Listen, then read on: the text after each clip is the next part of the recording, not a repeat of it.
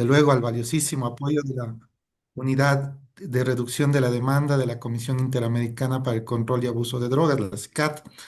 Queremos expresar nuevamente nuestro profundo agradecimiento a la CICAT no solamente por el compromiso permanente que ha expresado desde siempre para el fortalecimiento de capacidades técnicas de todos los países de la región, sino también en particular por el acompañamiento decidido que ha liderado en los procesos que nosotros hemos tenido como país, como Ecuador, para precisamente proponer un abordaje integral y articulado frente al fenómeno socioeconómico de las drogas. Este espacio precisamente nos invita a reflexionar y a dialogar sobre la importancia de integrar estas perspectivas que a veces no están del todo sobre la mesa, pero que son realmente importantes, de cómo el género puede estar o está más bien involucrado como un componente elemental en las políticas y programas de prevención, de tratamiento y de reinserción social. Y esto, desde luego, reconociendo los desafíos específicos que las mujeres se enfrentan por su condición como tal, ¿no? Y los hombres y también, bueno, las diversidades que tenemos en este ámbito. Desde acá, desde el Ecuador, desde el Ministerio de Salud Pública, les deseamos a todos quienes nos acompañan hoy a que puedan aprovechar al máximo este espacio de aprendizaje e intercambio, este conocimiento y las experiencias que aquí se van a compartir, desde luego que son absolutamente fundamentales para avanzar hacia estrategias que sean más inclusivas, más efectivas y que se consoliden como estrategias sostenibles en beneficio de nuestra sociedad. Quiero finalizar reiterando nuevamente este agradecimiento desde el Ministerio de Salud Pública, desde el Ecuador a la CICAD, por esta valiosísima iniciativa y les invito, colegas, a que podamos aprovechar al máximo y que tengan una jornada de trabajo muy productiva. Muchísimas gracias y estamos aquí acompañándolos. Muchas gracias por sus palabras. Ahora le pedimos, por favor, a Jimena Kalapsky, jefa de la Unidad de Reducción de la Demanda, que haga uso de la palabra para dirigirnos su mensaje. Hola, muy buenos días a todos y todas. Un saludo desde Washington. Bueno, muchas gracias por habernos invitado en este esfuerzo común para abordar la temática de género. Muchísimas gracias, Ecuador, al Ministerio de Salud, a la Comisión de Drogas. Realmente el tema de género es algo que nos preocupa mucho, sobre todo para poder tener acciones específicas y adecuadas al género, tanto en las estrategias de prevención como tratamiento. Hemos estado impulsando en los últimos años una red de centros de tratamiento para mujeres, una red online, donde poder tener intercambio de experiencias de formación, de capacitación. Y entonces esta actividad cae muy bien dentro de ese esfuerzo y pensamos que esta es una de las líneas de los compromisos que están establecidos en la estrategia hemisférica y en el plan de acción que son muy, muy relevantes de seguir avanzando. Así que nada, les mando un abrazo, les deseo todo lo mejor. Tenemos unas excelentes expositores, expositoras el día de hoy, así que les deseo todo lo mejor y bueno, y que sigamos avanzando en esta temática. Muchas gracias. Muchas gracias, Jimena, por tus palabras. Y bueno, pues pasamos directamente entonces a la presentación. Hago presentación formal de la persona que hará el día de hoy, pues será la ponente. Y se trata de Marcela Lara Orellana, que es psicóloga con un diplomado en adicciones, que actualmente es jefa del área de tratamiento de la División Programática del Servicio Nacional para la Prevención y la Rehabilitación del Consumo de Drogas y Alcohol, SENDA, del Ministerio del Interior del Gobierno de Chile. Marcela Lara cuenta con 25 años de experiencia en el tratamiento de personas con problemas asociados al consumo de sustancias y en el diseño y gestión de planes y programas de tratamiento con especial énfasis en mujeres, género y personas con comisión de delitos. Así que estamos, como decían las autoridades previamente, muy honrados de que ella nos acompañe el día de hoy para realizar la presentación. Y bueno, comienzo entonces directamente, Marcela, a compartir la presentación para entrar de lleno con tu ponencia. Muchas gracias. Hola, muy buenos días. Muchas gracias por la presentación. Gracias al Ministerio de Salud de la República del Ecuador, gracias a la Comisión Interamericana contra el Abuso de Droga. Gracias, José Luis Jiménez, por la presentación. Y yo les voy a presentar lo que ha sido en realidad un poco nuestro recorrido respecto de lo que nosotros consideramos que es lo más relevante de incluir el enfoque de género en las políticas, programas y proyectos que concitan tanto la prevención como el tratamiento y la integración social de las personas que consumen sustancias. La siguiente.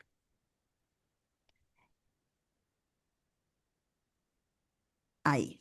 A ver, entonces, cuando me invitan a este webinar, yo me hago la siguiente pregunta. ¿Por qué incorporar el género en los programas de reducción de la demanda de drogas?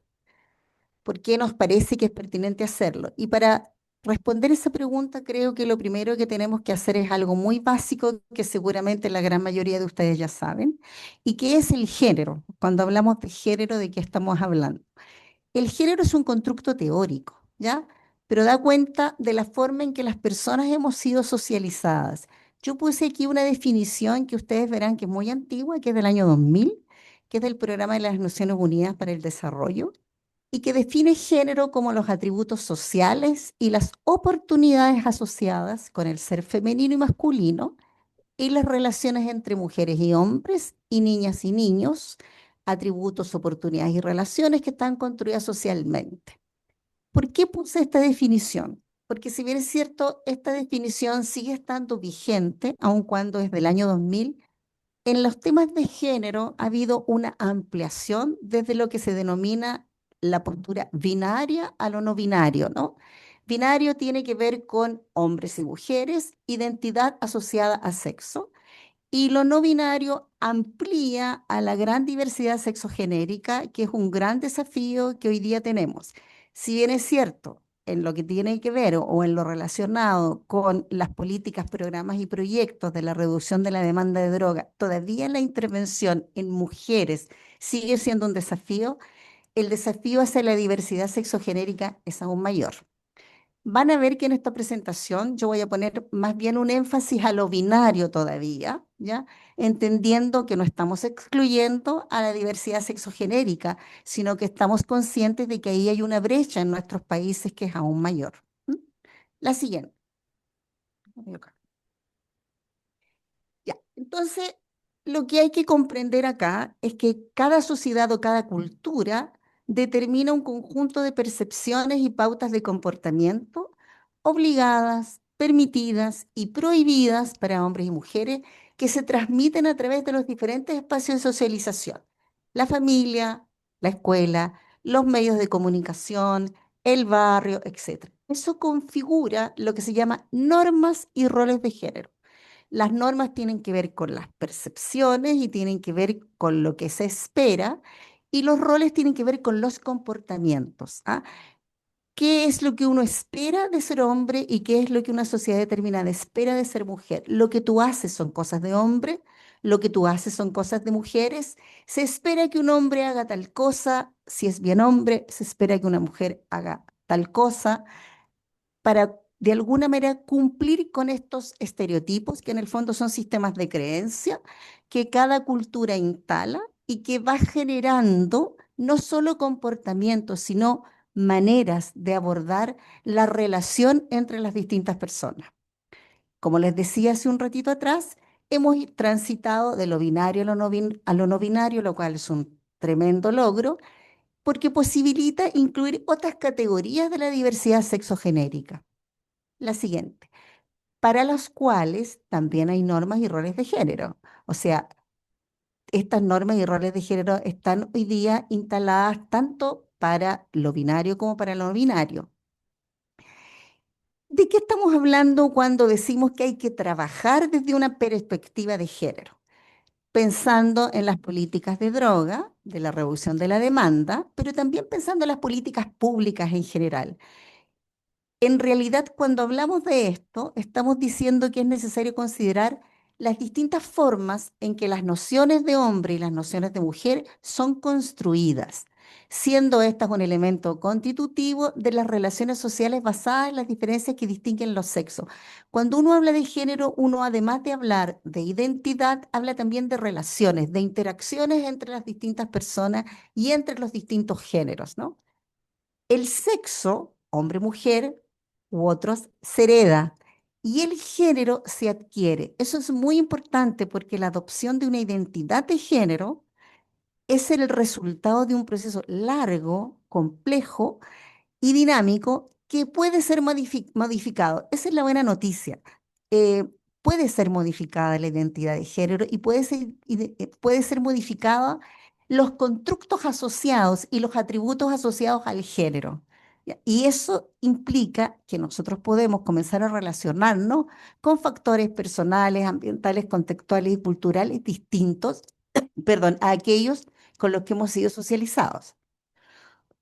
La siguiente.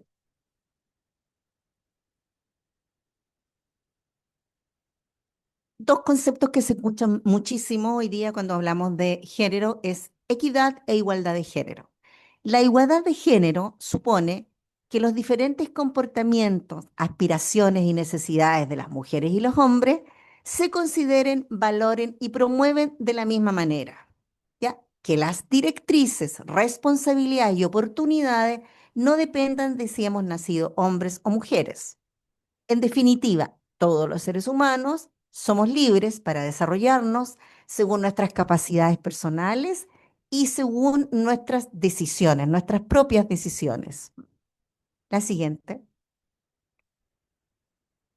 Ahora, cuando nosotros hablamos del fenómeno de las drogas, estamos hablando de un fenómeno que puede ser abordado desde distintos puntos de vista, desde un punto de vista político, desde un punto de vista económico, desde un punto de vista social, desde un punto de vista demográfico, etcétera. Pero cuando estamos hablando del problema del consumo de drogas o de sustancias, estamos hablando de un problema de salud, entendiendo la salud desde los determinantes sociales y entendiendo la salud desde el enfoque de no ausencia de enfermedad, sino de un estado de bienestar biológico, psicológico y social. Desde esa comprensión de la salud, estamos diciendo que el problema de consumo de drogas es un problema de salud. Y según la Organización Panamericana de la Salud, la equidad de género en salud significa la ausencia de disparidades innecesarias, evitables e injustas entre hombres y mujeres. O sea, mujeres, hombres, en toda su diversidad sexual, debieran tener las mismas oportunidades de gozar de las condiciones de vida y de los servicios que les permiten alcanzar ese estado de bienestar del cual hace unos minutos hice referencia. Debiéramos estar con una buena salud, que significa sin enfermarnos, discapacitarnos o morir por causas que son injustas y evitables. La equidad de género en salud no es lo mismo que la igualdad, porque no pretende establecer una distribución igual de recursos, sino que una distribución diferencial de acuerdo con las necesidades particulares de cada género. Y aquí me quisiera quedar un ratito porque creo que eso es fundamental. O sea, nosotros tenemos que mirar los distintos colectivos que consumen sustancias, conocer esos colectivos y poblacionales y en función de aquello diseñar los programas preventivos, los programas de tratamiento según las necesidades particulares de cada género y de cada colectivo. En el fondo, los diseños de los programas preventivos, de la reducción de demanda en general, de tratamiento y de integración, debieran ser diseños diferenciados, ¿ya? No todo sirve para todos. Yo entiendo y comprendo que de pronto cuando uno no tiene una oferta tan variada, necesita tener una oferta única, estándar, pero sobre eso hay que ir mirando las diferencias y las sutilezas que eso implica. La siguiente. Entonces, hablamos de la igualdad, ¿verdad? Pero un medio para lograr la igualdad es la equidad. Una forma de llegar a la igualdad y que todos los seres humanos, personas de un colectivo determinado, de un país determinado, de una región determinada, sientan, perciban y constaten que son iguales en derechos a todos los ciudadanos, es la equidad. Entendida en el marco de este tema que nos convoca, de la reducción de la demanda de drogas, como la justicia en la entrega de una respuesta preventiva y de recuperación que incluye el tratamiento y la integración social a mujeres, hombres y diversidades sexogenéricas de acuerdo a sus respectivas necesidades. Esa es la equidad. Yo te entrego según tus capacidades y según tus necesidades los servicios que se requieren, ¿no? La siguiente. Entonces, a considerar. Creo que hay 3 o 4 cosas muy importantes a tener siempre presente en este tema. Toda intervención, sean políticas públicas, programas o proyectos, tienen un impacto sobre el género y sobre las relaciones de género. Es decir, no existen intervenciones terapéuticas y psicosociales neutras respecto al género. El género siempre está presente. Y la consideración de un análisis de género siempre posibilita conocer la realidad, evitar basar la planificación de las intervenciones sobre supuestos, sobre ideas previas o sobre prejuicios o sobre estereotipos respecto de la vida de las personas. Tal aprendizaje institucionalmente permite mejorar la adaptación de los programas y sus intervenciones a las necesidades y circunstancias reales de las personas beneficiarias y en definitiva permite alcanzar mejores resultados, mejorar la eficacia, pero también la eficiencia, que tiene que ver con los recursos que se destinan para el diseño y la implementación de los programas en el marco de la reducción de la demanda de drogas, ¿no? A ustedes les debe suceder, a todos los países en general de la región no sucede, que cada vez, digamos, la entrega de recursos está más condicionada a indicadores indicadores de logro, digamos, a indicadores de calidad. Y eso necesariamente implica considerar las necesidades particulares de las personas para que los programas se ajusten a ello, y el género es un elemento a considerar para que eso ocurra. Si nosotros pretendemos contribuir a los propósitos de cambio de las personas, porque finalmente eso es lo que queremos, ¿verdad? Que las personas y las sociedades tengan mejores calidades de vida, alcance mayores niveles de productividad, mayores niveles de bienestar, etcétera, etcétera. Todos estamos conscientes que las drogas aumentan las vulnerabilidades, en muchas ocasiones en colectivos de exclusión social, el consumo de sustancias aumenta la exclusión, aumenta la pobreza o las condiciones, digamos, de precariedad, las condiciones de espacios no seguros para vivir, etcétera, ¿no? Entonces, si nosotros entendemos, parte de nuestro propósito es facilitar el cambio de estas personas hacia estados de bienestar mejor, cambio que se traduce en personas, en colectivos, en países, etcétera. Necesitamos ya apoyar la inclusión social y necesitamos conocer en qué modifica o influye el género en las oportunidades de acceder a esa mejora.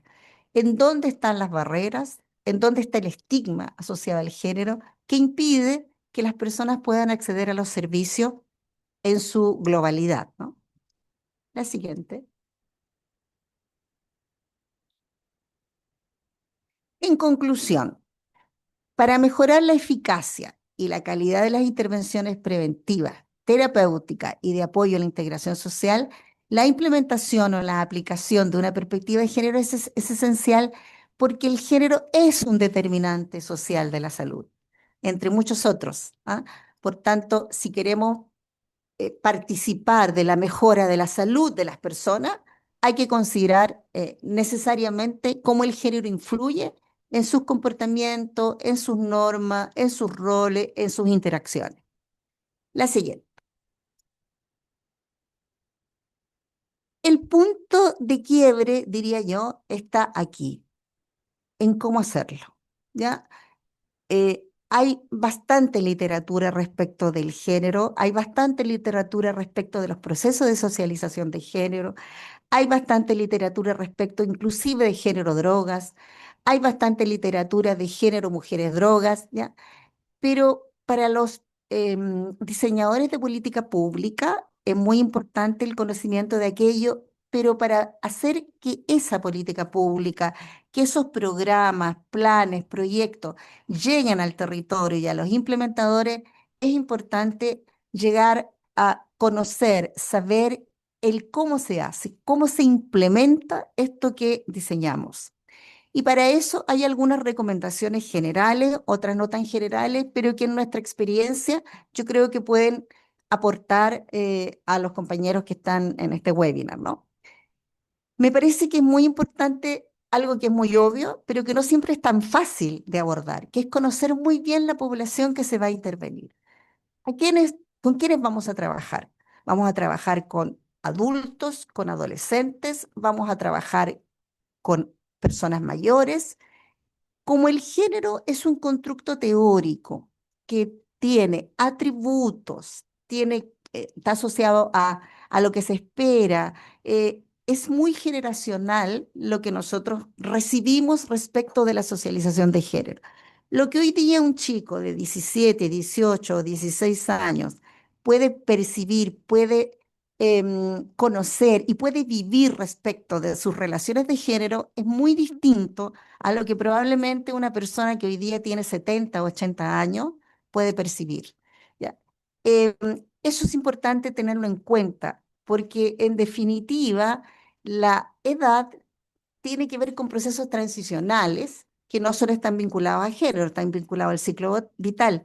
Pero si no conocemos aquello, quizás vamos a implementar un programa que va a tener de vuelta, porque no va a ser receptivo a esa población. Y la población lo puede sentir inclusive como amenazante, ¿no? La pertinencia cultural es otro elemento que hay que tener muy en consideración. En nuestra experiencia, en nuestro país, nosotros tenemos algunos colectivos originarios que tienen asociados al género patrones que son muy hegemónicos todavía. ¿Ya? Tenemos diferencias entre los patrones culturales respecto del género en el mundo rural respecto del mundo de la ciudad. ¿Ya? No solo respecto de los pueblos originarios, sino también del lugar donde tú vives. Probablemente la gente que está en condiciones de ruralidad tiene patrones de género más tradicionales porque tampoco ha tenido necesariamente la oportunidad de mirar y de observar y de compartir otro tipo de relaciones e interacciones, ¿no? Y lo más importante es conocer muy bien cuáles son el sistema de creencias que tiene esa población en relación al género. Todos somos y hemos sido influenciados por el género. Por tanto, todos tenemos ideas concebidas, preconcebidas, transformadas, no transformadas. Es importante conocer aquello en la población que vamos a intervenir. No es lo mismo intervenir temas de género con población adolescente y población adulta. La población adolescente está en tránsito también, en construcción, no en proceso. Por tanto, también ahí hay que trabajarlo de una manera diferente. Es necesario también conocer los factores de riesgo que están asociados a la socialización de género. Existen factores de riesgo para el consumo de sustancias, vinculados a la socialización hegemónica de género. Cuando se habla de lo hegemónico, en general se está hablando de la socialización tradicional, ¿no?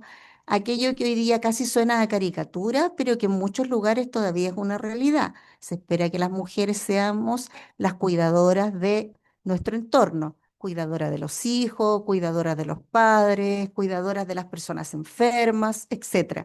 Se espera, pero no solo se espera, sino que además, efectivamente, la mayor cantidad de personas que ejercen acciones de cuidado siguen siendo mujeres. ¿Ya? O cosas como, por ejemplo, respecto de los varones, qué es lo hegemónico, qué es lo tradicional.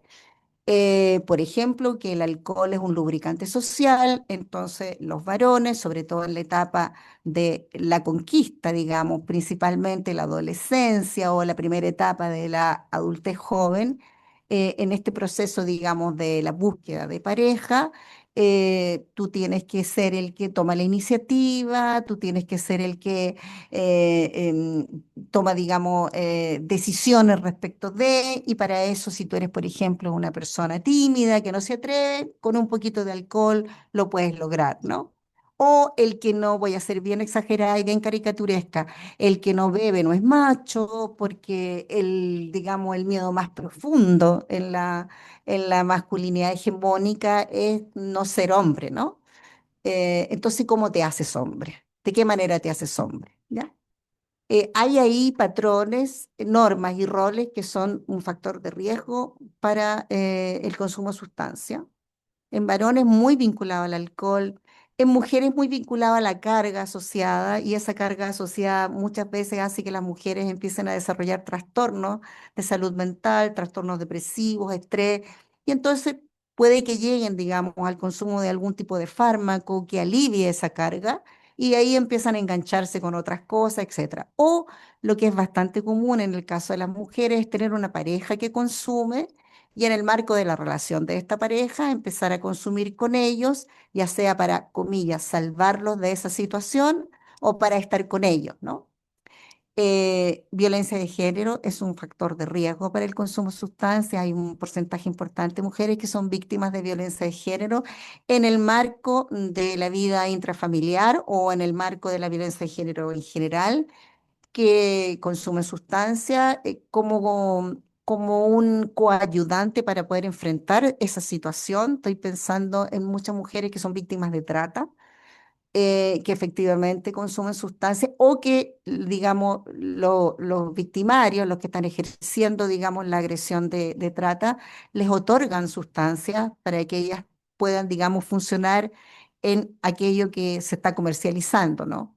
O mujeres que ejercen comercio sexual también. En definitiva, hay muchos factores de riesgo que están asociados a la socialización de género hegemónica tanto para varones como para mujeres, ¿no?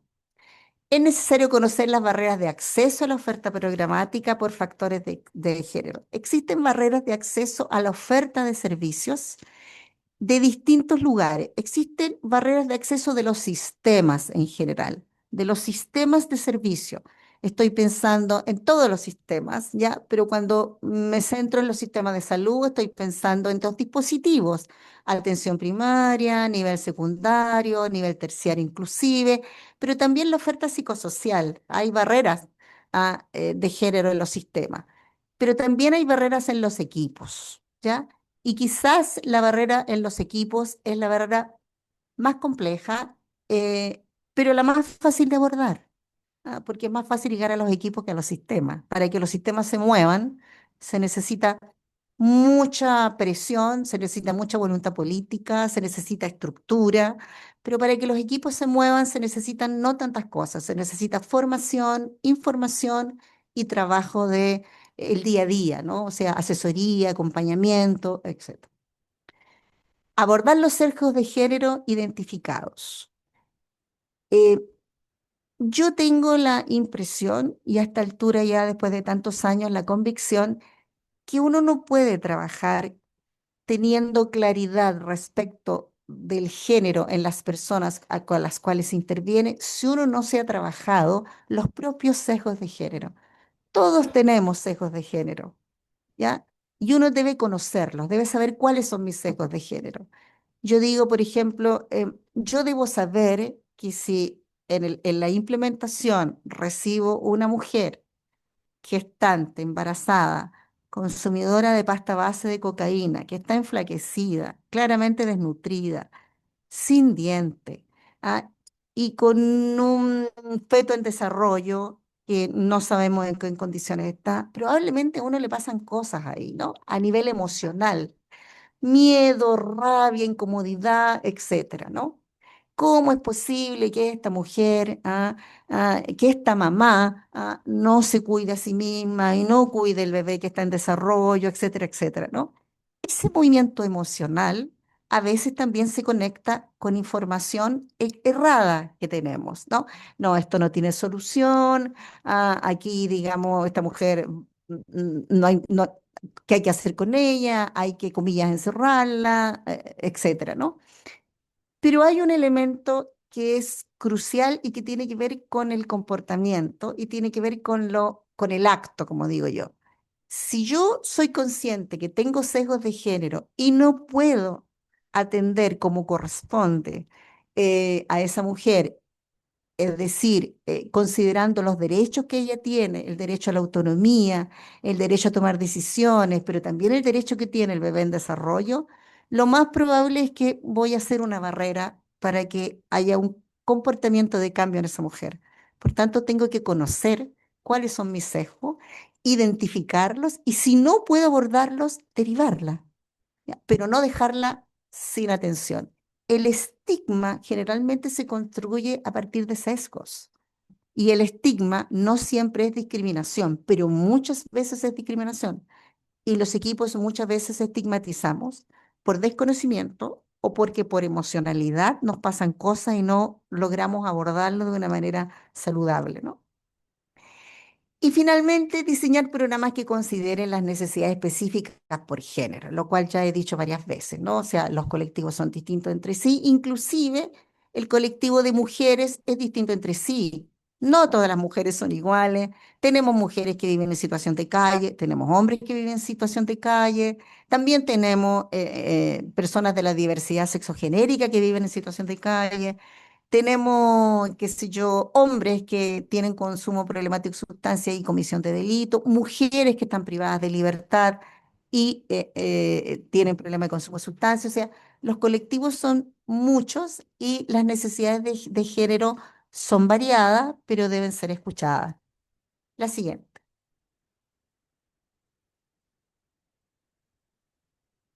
Esto es lo que a mí me parece más crucial, más importante, porque me parece que lo principal en retos y desafíos tiene que ver con los equipos, para lo cual creo que es imprescindible capacitar, entrenar a todos los equipos en los distintos niveles, en los niveles de los que diseñan la política pública, planes y programas, los que gestionan la política pública, planes y programas, y los que implementan la política pública, planes y programas. Los que gestionan, diseñan e implementan programas preventivos, los que gestionan, diseñan e implementan programas de tratamiento, y los que gestionan, implementan y diseñan programas para favorecer la inclusión social o la integración social.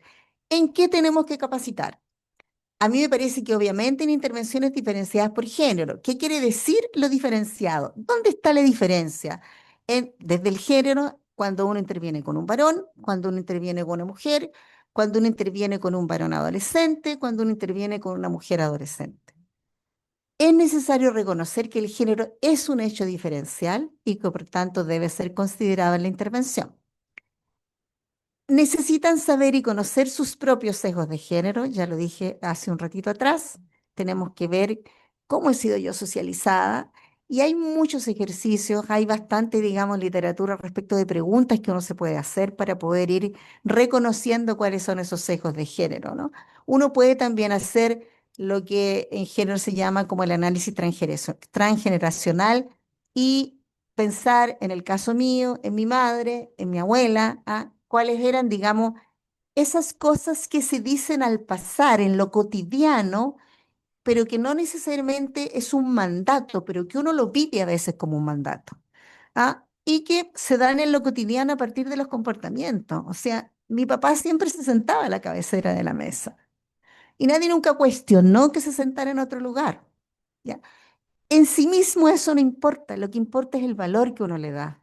Es como cuando uno dice las mujeres deben estar en la casa y los hombres en el trabajo. No necesariamente que una mujer esté en la casa significa que está con roles y normas hegemónicas. Es el valor que uno le da al trabajo dentro de la casa. Ahí es donde están las distinciones de género que hay que mirar, ¿no? En cómo abordar el estigma y la discriminación por género de los equipos principalmente, y ahí hay tres elementos que generalmente se toman en consideración. Uno es la información adecuada. Hay mucho acceso a información hoy día a través de las redes sociales, uno puede informarse cualquier cosa, pero no siempre esa información es una información veraz, no siempre esa información tiene evidencia. En muchas ocasiones son opiniones, en muchas ocasiones son noticias falsas, por tanto es importante informar adecuadamente. Además de informar adecuadamente, hay que reconocer lo que emocionalmente a uno le ocurre con el fenómeno. O sea, ¿cuánta gente sigue pensando que los consumidores problemáticos de sustancias son viciosos? ¿Ya? ¿Cuánta gente sigue sintiendo que debiera estar lo más lejos de mi vida, de mi entorno, un centro de tratamiento, por ejemplo? Es como lo que pasa con las cárceles, ¿no? Que cuando tú le consultas al ciudadano común, la mayoría de los ciudadanos comunes dice que se deben construir más cárceles porque los delincuentes realmente deben estar encerrados, pero cerca de mi barrio no lo quiero. Al ladito mío no lo quiero. Entonces, ¿dónde lo construye? Terminamos construyendo las cárceles lo más lejos posible y entonces todo el proceso de integración social que también debe ser abordado con las personas que están privadas de libertad, entre otras cosas, porque lo que uno quiere es que no vuelvan a delinquir, ¿no? Por miles de razones, pero también por la inversión que hacen los estados respecto de la criminalidad en general. Y si están alejados de su entorno, es mucho más difícil hacer integración social y la probabilidad de reincidencia es mayor. Entonces, el estigma se aborda de distintas maneras, con información, teniendo claro cuál es la emocionalidad, pero además teniendo muy claro cuándo eso se convierte en discriminación. Y se convierte en discriminación cuando pasa a una conducta, a un comportamiento, y uno le dice, usted no, usted aquí no, ¿ya? Usted primero, usted que lo hace mejor, usted que ha sido mejor persona, usted que ha sido mejor mamá, usted que ha sido mejor papá, etc. Eso no debiera ser para nadie, pero aún menos para los equipos sociosanitarios. O sea, si los equipos sociosanitarios hacen eso, estamos peor de lo que pensamos. Diseñar con sensibilidad de género, ese es el concepto en general que nosotros utilizamos, sensibilidad de género, es decir, que entender que el género es un determinante social de la salud y que todos, digamos, estamos bajo ese parámetro imbuido, ¿no? Gestionar recursos financieros y humanos en consideración a las necesidades particulares de los grupos poblacionales por género. Probablemente los recursos financieros y humanos que se requieran para diseñar programas preventivos para una población sean distintos a los que requieres para otra población. En el caso, por ejemplo, voy a hablar de las mujeres y del tratamiento de las mujeres. Efectivamente, el tratamiento para mujeres es más costoso que el que hoy día uno puede considerar para los varones. Y es más costoso porque en este proceso de socialización de género, la gran mayoría de las mujeres son un binomio que se extiende hacia sus hijos y al extender eso hacia sus hijos se extiende hacia muchas otras necesidades en el marco de lo que hoy día llamamos la interseccionalidad, ¿no? O sea, en la mujer interseccionan muchos factores de riesgo que no solo tienen que ver con el consumo, tienen que ver con la exclusión social, tienen que ver con la pobreza, con que son jefas de hogar, con que están más solas, etcétera, etcétera, ¿no? Por tanto, la inyección de recursos ahí probablemente es mayor porque se requieren equipos humanos más grandes, pero también que interactúen con muchos organismos del intersector, eh, con justicia, con salud, con vivienda, con trabajo, etc. E implementar de acuerdo al diseño sensible al género. Eso es un tremendo desafío. A nosotros nos ha pasado, nosotros hemos diseñado con sensibilidad de género y pasan los años y se van sumando centros de tratamiento nuevos o dispositivos nuevos y los dispositivos nuevos hay que volver a capacitar, entrenar, porque el diseño dista mucho de la implementación, ¿no? Y la gente va haciendo adecuaciones a partir de su realidad, pero también a veces va haciendo inadecuaciones. Y lo que era, no sé, un monito de color verde con pantalones termina siendo un monito de color rojo con falda, ¿no? Entonces, creo que hay que estar constantemente en este proceso de entrenamiento y de capacitación y de escucha, porque creo que em, uno de los elementos centrales para formar equipos que tengan formación en género es escuchar, escuchar sin juzgar, como decimos nosotros, ¿no? Porque uno no es responsable de cómo ha sido socializado, sí es responsable de lo que va a hacer con ese proceso de socialización. Yo no soy responsable de lo que mis padres hicieron conmigo, pero sí soy responsable de lo que decido hacer hoy día yo con eso, ¿ya? Y ahí hay un movimiento de cambio que es necesario que los equipos consideren e incorporen, ¿no? Y finalmente, evaluar, como siempre, ¿no? Evaluar para la mejora continua de la calidad. La calidad es un proceso, tanto en prevención como en tratamiento, como en integración social, son procesos, son caminos, hay gradualidades, hay avances y a veces lamentablemente retrocesos, pero es una mejora continua. Continuamente estamos en este proceso de mejorar resultados continuamente estamos tratando de que los servicios que le ofrecemos a la ciudadanía sean oportunos cuando realmente lo requieren, sean equitativos, para todas las poblaciones que lo requieren, sean efectivos, o sea, que tengan resultados e indicadores de calidad y que sean satisfactorios para la población. La satisfacción usuaria es un elemento de la calidad y cuando nosotros diseñamos e implementamos programas preventivos de tratamiento e integración social donde las personas no se sienten incluidas y no se sienten satisfechas, simplemente son dineros que se pierden, ¿ya? Y por tanto no reditúa en la política pública la inversión que se hace. Me parece que esa es la última. ¿Ah? Sí, esa es la última. Muchas gracias.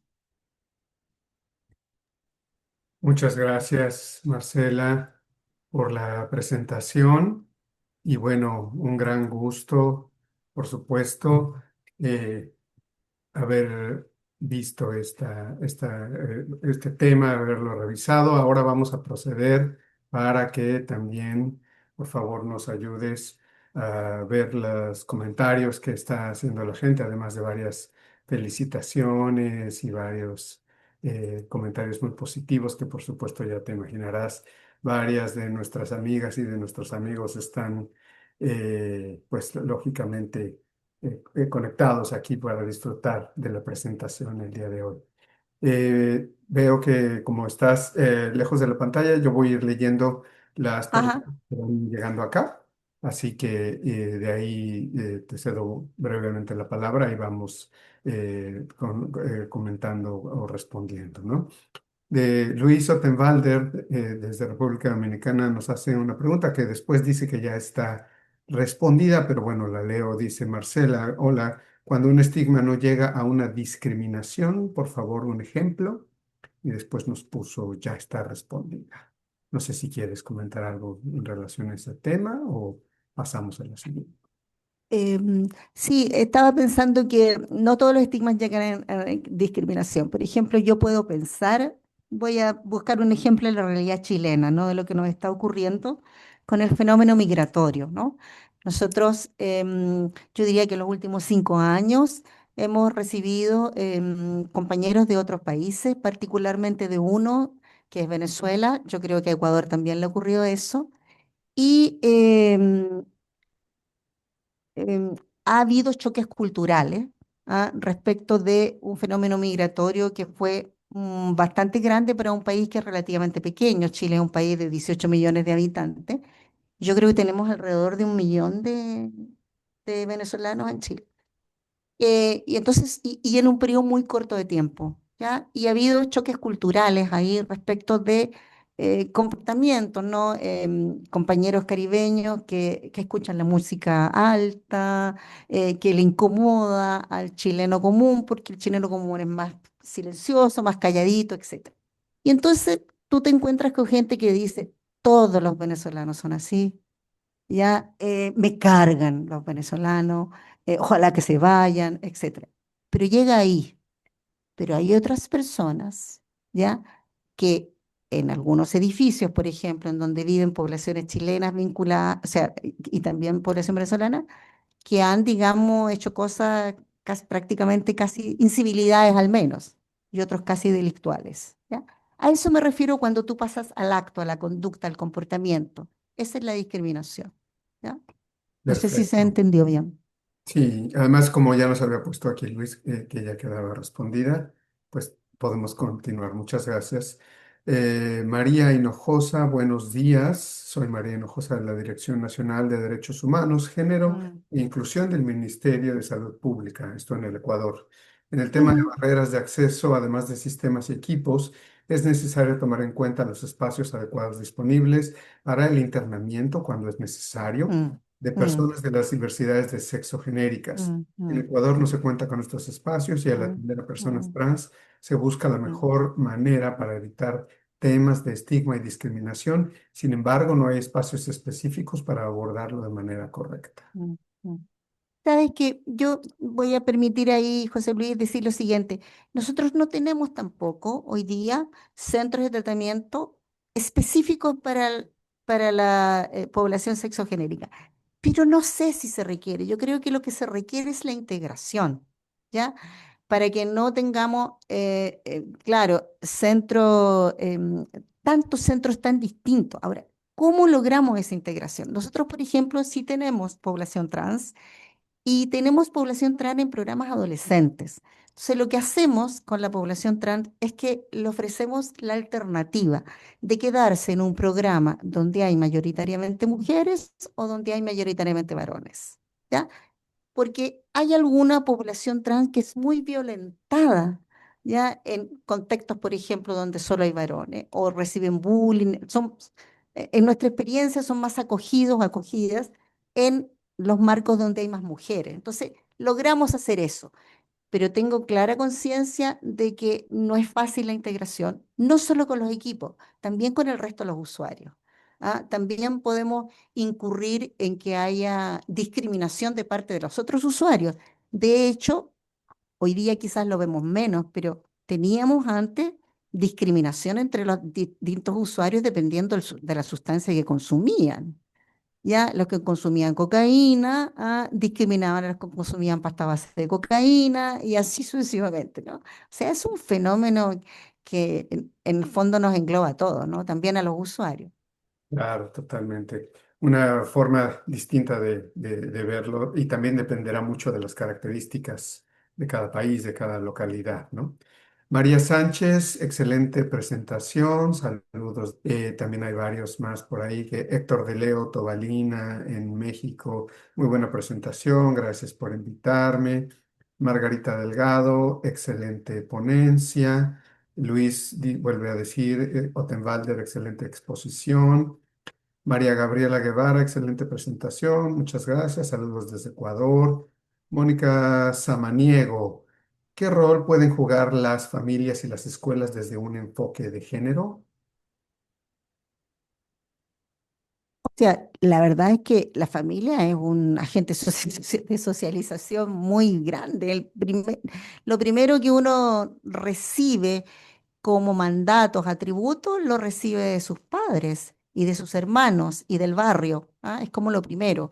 Y a partir de ahí también lo que uno observa de cómo es la interacción, entre los padres. Estoy pensando en una familia tradicional, pero en las familias que son, digamos, en los distintos tipos de familias, las familias ensambladas, etcétera.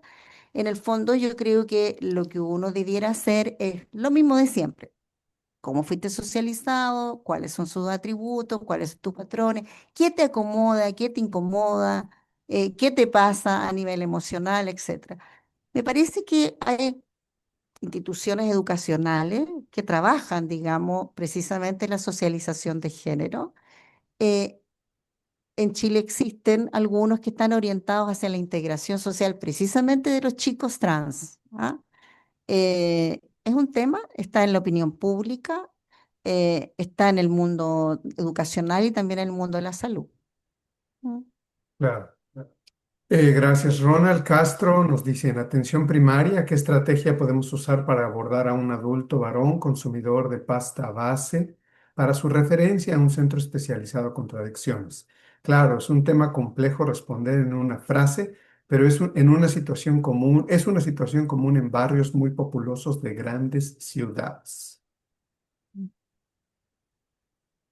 Existen herramientas para poder detectar, existen instrumentos de tamizaje, de cribado, existe, digamos, un diseño de intervención que diseñó la Organización Mundial de la Salud, que en español se llama detección, intervención breve y referencia asistida, que es una estrategia que utiliza instrumentos para evaluar el riesgo de consumo, porque no todas las personas que consumen requieren tratamiento. Entonces hay que evaluar el riesgo y en función de ese riesgo se interviene de manera mínima, se interviene de manera breve o se hace una derivación para confirmar la presencia de consumo problemático o no y el nivel de cuidado que la persona requiere.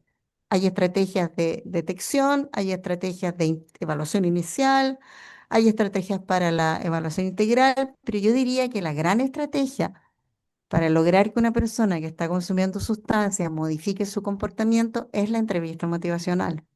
¿Ya? Y en la entrevista motivacional tenemos mucha formación, llevamos muchos años, hay mucho camino recorrido en eso, que es una forma de entrevistar que invita a la persona a que cambie su comportamiento, haciendo balance de decisiones, qué sé yo, trabajando la ambivalencia, porque creo que la ambivalencia es el punto de quiebre. Uno quiere y no quiere, ¿ya? Entonces, eso, digamos, es posible abordarlo terapéuticamente. Los equipos pueden hacerlo, existen herramientas para eso. Eso. Claro, y como dices, también continuar apostándole mucho a a la capacitación, ¿no? Lidia Barragán, doctora Lidia Barragán Torres desde México, felicitaciones, muy clara la información y gracias por compartirnos su experiencia. Graciela Barreto desde Paraguay nos dice gracias, José Luis, a los colegas de Ecuador por volver a tocar este tema y el enfoque de los determinantes de salud y el tema clave de los equipos. Somos países conservadores y eso es complejo culturalmente. Saludos a Marcela y Jimena, gracias totales desde Asunción, que los espera. David Grisales, buenos días. Muchas gracias por tu excelente exposición. Acá en Colombia, en el eje cafetero, hemos revisado el tema de enfoque de género en el abordaje de trastorno por uso de sustancias y en la reflexión hemos encontrado que existe misoginia desde lo institucional. Esto genera un doble estigma hacia las mujeres, una barrera de Mm. acceso al servicio. ¿En su país Mm. ha notado este fenómeno? También me gustaría saber cómo están realizando ese levantamiento de modelos de presentación de servicio de salud a mujeres con trastornos por uso de sustancias y personas con géneros diversos. Nosotros estamos viendo que empezar a levantar esos modelos es un paso primordial. ¿Qué guía Mm. metodológica recomiendas para iniciar el proceso de construcción? David, como siempre, haciendo varias preguntas en una sola. Tres. Está bien. A ver, nosotros tenemos algo de literatura, ya a esta altura está un poquito viejo varios de estos libros, porque nosotros hicimos un diseño de tratamiento para mujeres con sensibilidad de género hace ya algunos años. El programa data del 2006, ¿ya? Hay bastante camino recorrido. En la actualidad hay 72 centros en el país que atienden solo mujeres en modalidad ambulatoria y residencial. Y lo interesante en modalidad residencial es porque nosotros hicimos un estudio y ese estudio lo hicimos con la Universidad de Chile y ese estudio levantó entre muchas otras cosas, levantó información cualitativa y dentro de la información cualitativa levantó la información de que la principal barrera de acceso a tratamiento en la mujer era la tenencia y cuidado de sus hijos. Y en ese escenario lo que hicimos fue pensar en modelos residenciales donde las mujeres pudiesen ingresar con sus hijos cuando es una barrera de acceso. Por tanto, yo creo que la oferta de servicios diferenciada es una forma adecuada, digamos, de disminuir las barreras, pero no es la única. Hay muchos caminos, digamos. Capacitar, entrenar, tener una oferta común, ojalá no tener brechas y baches entre un dispositivo y otro, o sea, ojalá tener la oferta completa desde dispositivos para desintoxicar, compensar los cuadros que se descompensan ambulatorio, pero también el espectro anterior, ¿no? Que es la prevención, porque finalmente lo que uno quiere es del tratamiento, yo vengo del tratamiento, lo que uno quiere del tratamiento es que ojalá haya cada vez menos personas que lo requieran. Y para eso tenemos que ser más efectivos con la prevención tanto la prevención ambiental como la población, como la prevención universal, como la población selectiva y particularmente la indicada. Yo creo que hay grupos que uno puede identificar que requieren de prevención indicada, que en nuestros países hay pocas experiencias de prevención indicada todavía, ¿no? Y que ahí tú te ahorras además la inversión enorme que hay que hacer en tratamiento. El tratamiento es muy caro. Entonces, creo que el desafío es cómo invertimos más en prevención, aunque yo vengo de tratamiento, pero cómo invertimos más en prevención y que sea efectiva, ¿no? O sea, lo que escuchábamos unas semanas atrás de que la prevención tiene que hacerse con evidencia. ¿Qué es lo que dice la evidencia? No todo es prevención. ¿Qué es lo que funciona en prevención, ¿no? Creo que eso es muy importante. Claro. Y bueno, también Víctor Martínez, recordar es nuestro amigo, nos dice muchas gracias Marcela, José Luis, Jimena, muy sistematizada presentación, útil frente a la complejidad del problema y los factores que convergen. Un abrazo. María Durán nos dice, excelente presentación. En Ecuador los derechos a las mujeres son muchos, pero si existe discriminación aún, una mujer embarazada es mal vista porque trabaja de la misma manera. Se le pregunta a una mujer si pretende ser madre, si una mujer expone sus quejas, es vista como loca o histérica. En Mm. Ecuador muchas mujeres sostienen hogares y actualmente hay una frase muy usada y que para mí es muy despectiva por cómo lo dicen, mujer luchona, Mujer luchona, luchona, perdón. luchona. Ajá. Bueno, gracias por los aportes. Después también Leila Fernández, Fernanda Quintero, buenas tardes. Saludos desde Buenos Aires. También tener en cuenta las expresiones de género para no caer en los sesgos desde lo binario. Agregaría diversidades. Por otro lado, aquí se trabaja mucho con la dimensión del cuidado como política pública, así como el trabajo desde una perspectiva de género y derechos humanos, también en la formación. Muchas gracias por la presentación. César Prado, saludos desde Ecuador. ¿Cómo se da atención con enfoque de género y discapacidad? ¿Qué accesos se brindan desde la experiencia de Chile a personas sordas y que presentan neurodiversidades? Mm. Nosotros tenemos dos programas de tratamiento que son piloto para personas que tienen discapacidad cognitiva, ¿ya? Porque es lo que mayoritariamente hemos observado en términos de la prevalencia de consumo, ¿no?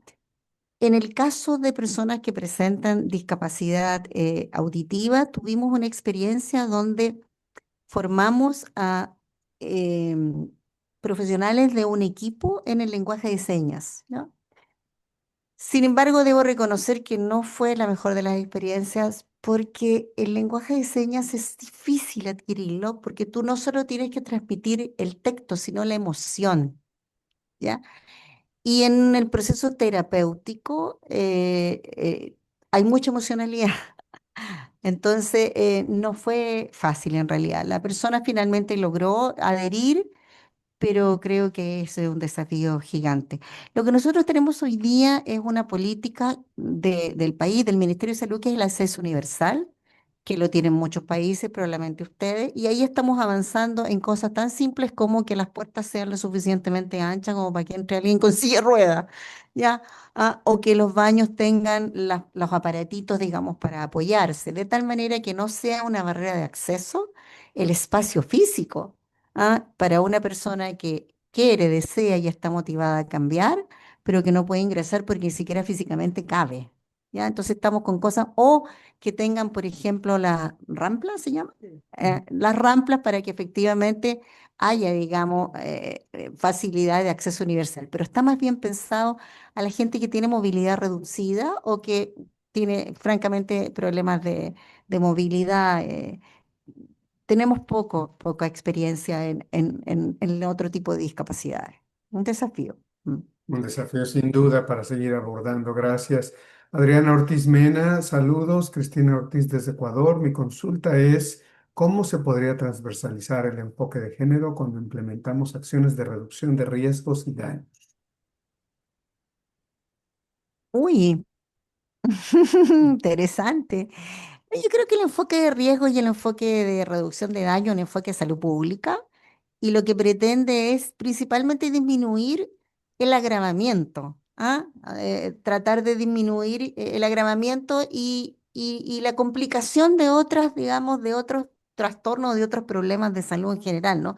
Estoy pensando, por ejemplo, cuando se aplican enfoques de reducción de daño y de riesgo en personas que utilizan jeringas, ¿no? O sea, que en el fondo lo que tú tratas de que efectivamente la persona no se contagie de infecciones en general y que no contagie a otros, ¿no? Yo creo que efectivamente en todos lados tiene que haber un enfoque de género y me imagino que también ahí se reproducen algunos patrones, ¿ah?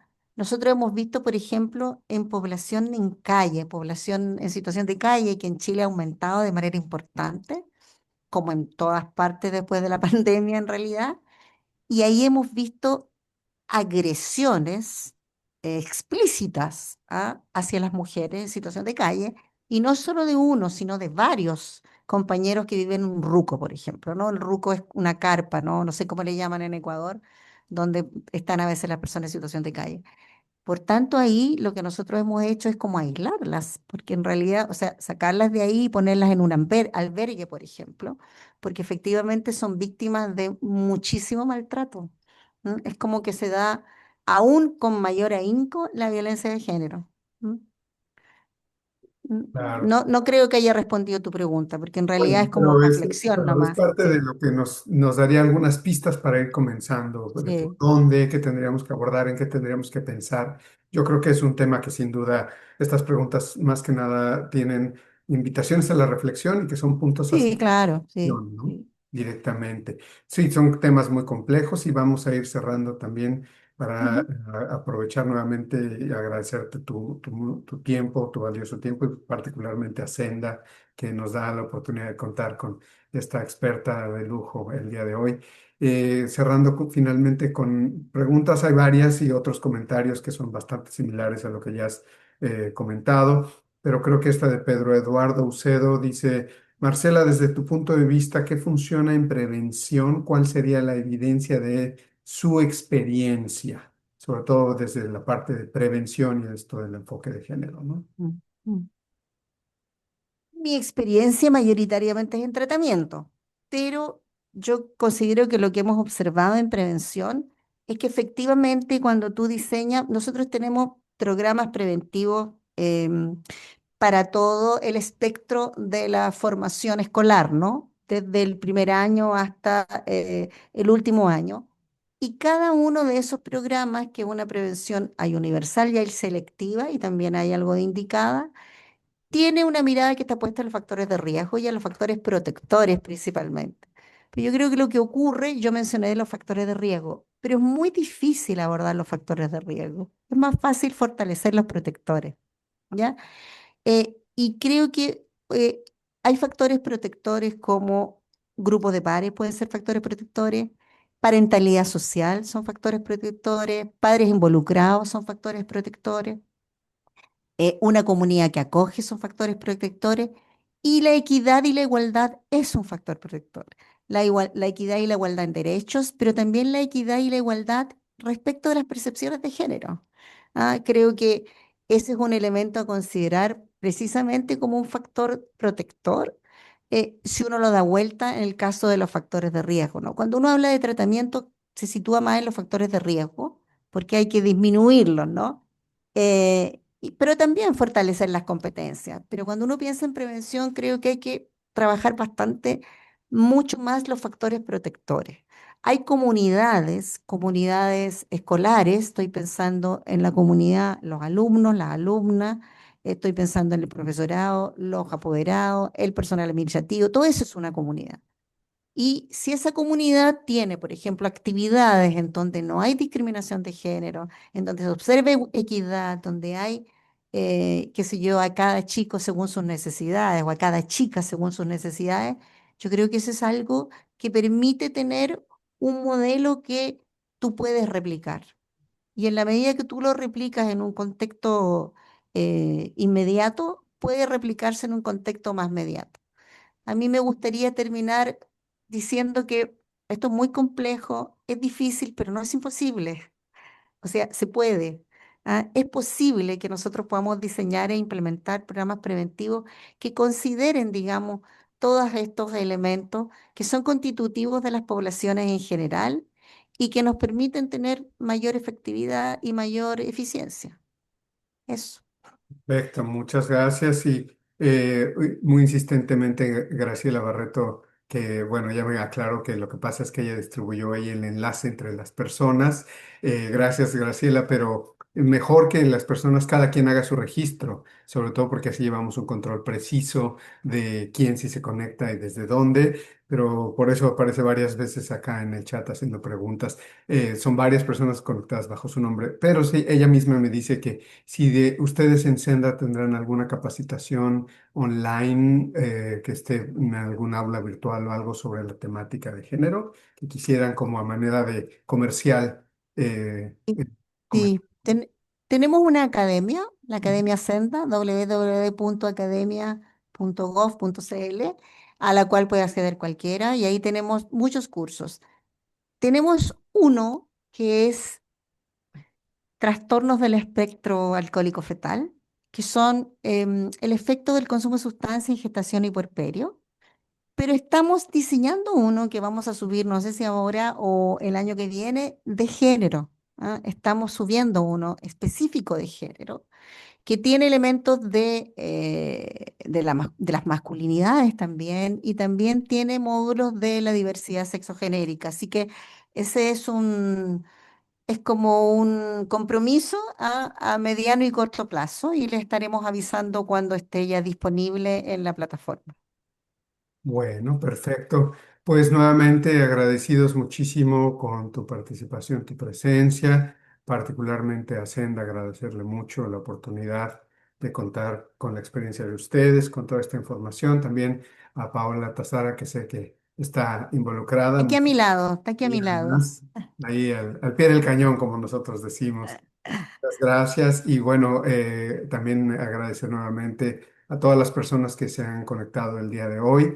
Les esperamos próximamente en nuestra siguiente actividad como parte de estas series que está convocando Ecuador y que nosotros amablemente pues estamos apoyando y que echamos mano de nuestras aliadas, nuestros amigos que sabemos que siempre nos ayudan y que con quienes podemos contar, que por supuesto son de excelente calidad para hacer presentaciones como la del día de hoy. Quienes se registraron y asistieron recibirán un correo automáticamente desde Zoom.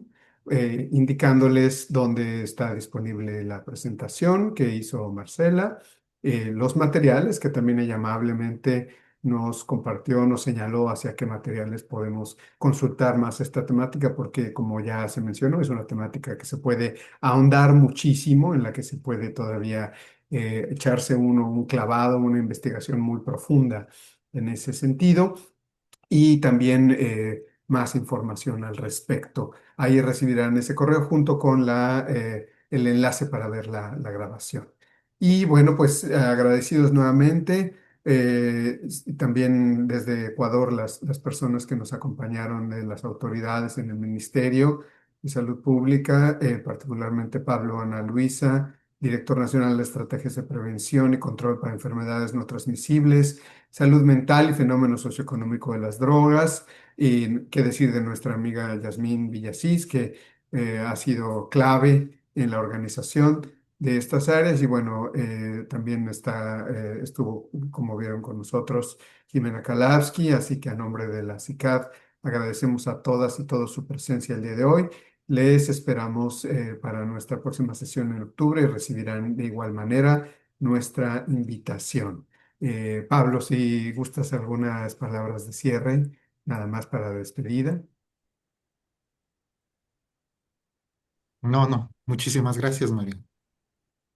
Bueno, pues muchas gracias a todas, a todos, que estén muy bien y nos mantenemos en comunicación. Gracias, Chao, Marcela. chao. Gracias a todos, que estén muy bien.